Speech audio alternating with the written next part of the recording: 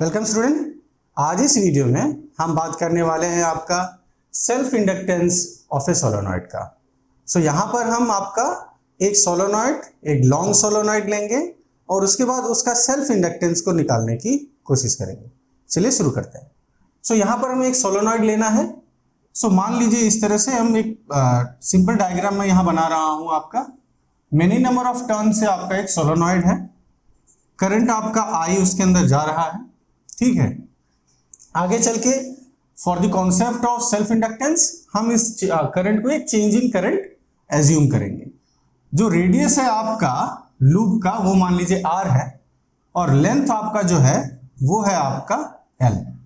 अब long solenoid कहने का मतलब होता है, कई बार आप वर्ड्स देखते होंगे लॉन्ग सोलेनॉइड लिखा हुआ है। लॉन्ग कहने का मतलब सिंपल यही है कि l is much much greater than r, है ना। l आपका जब काफी बड़ा होगा compare to radius, then it is considered as a long solenoid। हमें इसका सेल्फ इंडक्टेंस निकालना है। बिफोर सेल्फ इंडक्टेंस हम इसके मैग्नेटिक फील्ड को थोड़ा देखते हैं, क्योंकि सेल्फ इंडक्टेंस का रास्ता फ्लक्स के थ्रू जाता है।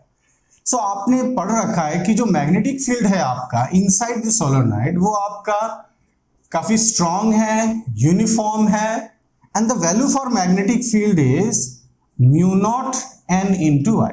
ठीक है, this is the magnetic field of a solenoid, that is mu naught n into I, where mu naught आपका क्या है, permeability of free space है, I आपका करंट हो गया, और n जो होता है वो होता है number of turns per unit length. ठीक है, n कैसे डिफाइन है, number of turns per unit length. ध्यान रखिएगा, कंफ्यूज नहीं होना है। स्मॉल n आपका नंबर ऑफ टर्न्स नहीं है, कैपिटल N जो होता है ये आपका नंबर ऑफ टर्न्स होता है। तो स्मॉल n हो गया number of turns per unit length आपका, ठीक है। तो ये मैग्नेटिक फील्ड हो गया। अब इसमें तो आपके बहुत सारे टर्न हैं, यहां मैंने जस्ट टिपिकली आपको ऐसे 5 दिखा दिए, पर there are many number of turns. तो जो फ्लक्स आपका हर एक टर्न के साथ कितना लिंक हो जाता है, flux linked with each turn, हर एक टर्न के साथ कितना फ्लक्स जुड़ा। ध्यान दीजिएगा, एक टर्न अभी जो हम निकाल रहे हैं बस एक सिंगल टर्न के साथ कितना फ्लक्स आपका जुड़ रहा है। तो आपको पता है फ्लक्स का फॉर्मूला आपका हो गया बी डॉट ए या B A cos of theta, यह आपका फ्लक्स का फॉर्मूला हो जाता है, ठीक है। Where B is the magnetic field and A आपका जो हो गया वो एरिया ऑफ क्रॉस सेक्शन हो गया, area of cross section of this turns, and theta इन दोनों के बीच का एंगल है। अब देखिए मैग्नेटिक फील्ड इधर जा रहा है आपका, ये डायरेक्शन है, और जो एरिया है जो यहां पर एज एरिया वेक्टर, जब वेक्टर में बात करेंगे तो ये एरिया वेक्टर आपका हो जाएगा। तो एरिया वेक्टर का डायरेक्शन किधर होता है, normal to the plane. Turn अगर ऐसा टर्न है तो टर्न से नॉर्मल आपका एरिया वेक्टर है। तो ये टर्न है, नॉर्मल का डायरेक्शन भी इधर ही है, मैग्नेटिक फील्ड भी उधर ही है, ओके। इस समय थीटा कितना हो जाएगा, थीटा हो जाएगा आपका 0 डिग्री। तो ये सिंपली हो जाएगा b इंटू ए, क्योंकि cos 0 हो जाता है 1, ठीक। इस केस में आपका थीटा हो गया 0 डिग्री। समझ सकते हैं, मैग्नेटिक फील्ड भी उधर, एरिया वेक्टर भी उसी डायरेक्शन में, नॉर्मल टू दी टर्न्स आपका। b इंटू ए, b का वैल्यू हमें पता है, पुट कर देते हैं, ये हो गया mu not N I into A. और ध्यान रखिएगा ये जो हमें फ्लक्स मिला है ये मिला है फॉर 1 टर्न, एक टर्न से इतना फ्लक्स आपका कैलकुलेट हम कर पाए, पर there are many number of turns. तो आपका टोटल फ्लक्स कितना हो जाएगा, what will be the total flux.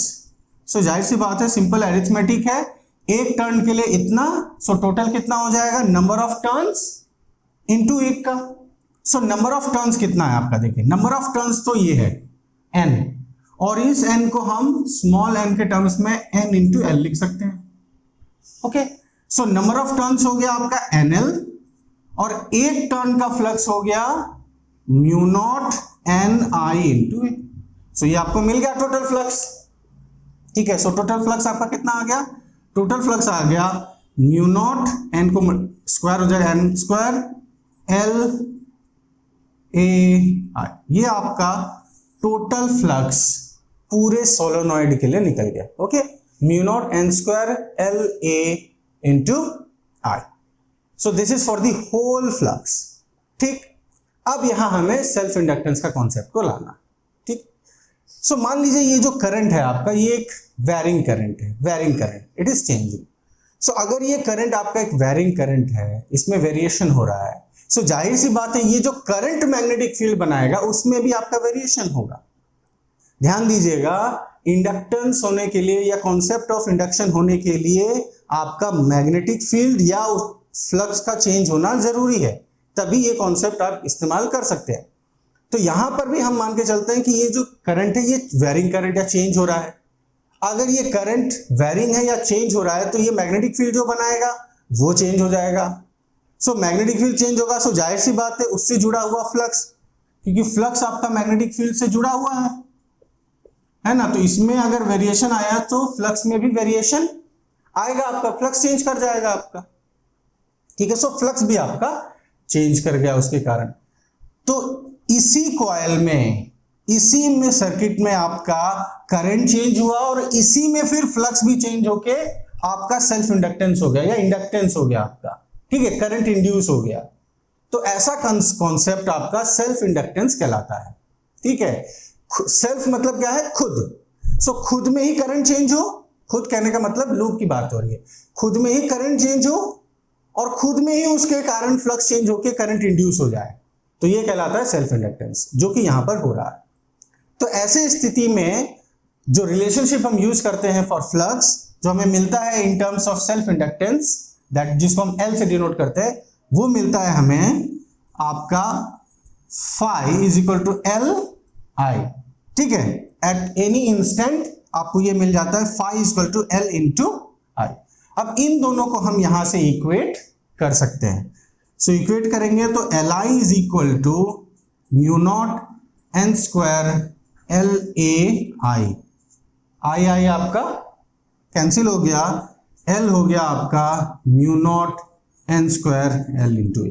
This is the self inductance of a solenoid. So solenoid का सेल्फ इंडक्टेंस क्या हो जाएगा? Mu not N square L into A. ठीक है, चलिए यहां मैं एक्सप्रेस कर दे रहा हूं इसको अब आपका। सो सेल्फ इंडक्टेंस हो गया L mu not N square L into A. ध्यान दीजिएगा ये वाला स्मॉल n के टर्म्स में हमें मिला है, या हम इसको एक्सप्रेस कर रहे हैं।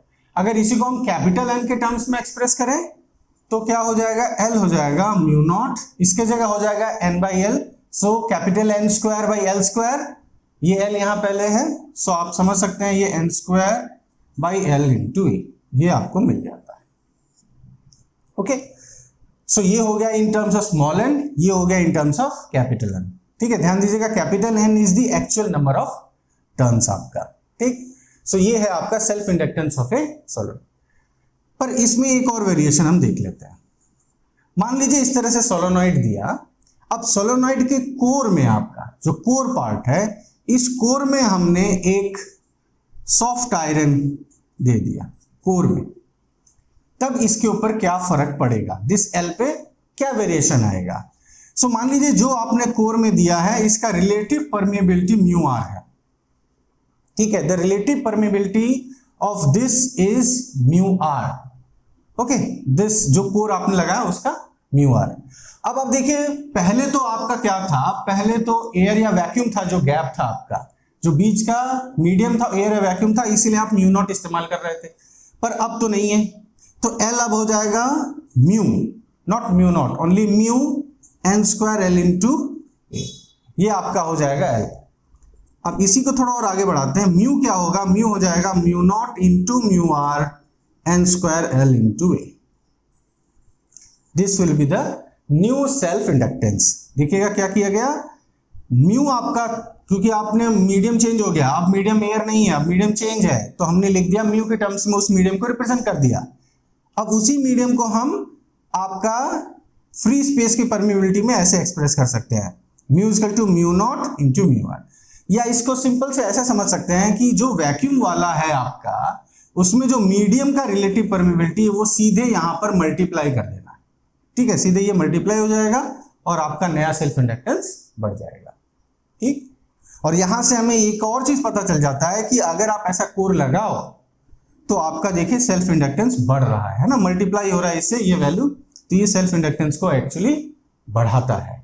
ठीक है, सो ये रहा आपका self inductance of a solenoid, जो आपका मीडियम पे भी डिपेंड कर रहा है, साथ ही साथ नंबर ऑफ टर्न्स पे, लेंथ पे and area of cross section पे डिपेंड करता है। सो आज के वीडियो में इतना ही। अगले वीडियो में एक नए टॉपिक के साथ फिर से आपके साथ जुड़ेंगे। तब तक के लिए थैंक यू वेरी मच।